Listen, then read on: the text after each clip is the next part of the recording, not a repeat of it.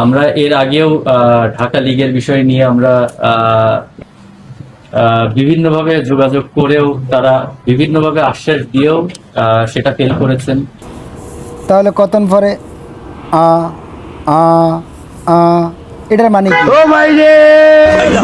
তুই ঠিক মতন কথাই বলতে পারস না, শালা মগা। আসলে তোরা টিম লিডার বানাইছে কে? আবার বিসিবির বিরুদ্ধে কথা বলতে যাস, ঠিক মতো তো কথাই বলতে পারস না। বেড দর্শক একটা ভিডিও করলাম না, লাস্ট 12 বছরে একটা 50 দেখি নাই, আবার তোরও বানাই দিছি টিম লিডার। আসলে তোর দোষ না, যে টিম লিডার বানাইছে তারে মারার দরকার।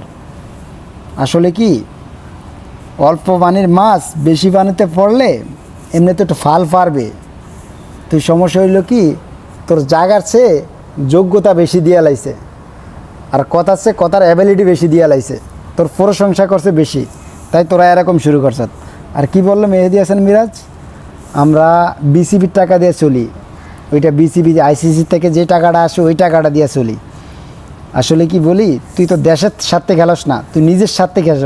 তুই যে আজকে প্রমাণ, এটা প্রমাণ দিলি। তোর যে ভালো একটা মেহেদী হাসান মিরাজকে আমি মন থেকে ভালোবাসছিলাম, বাট তুই যে দালালি করস তলে তলে, এটা তো জানতাম না।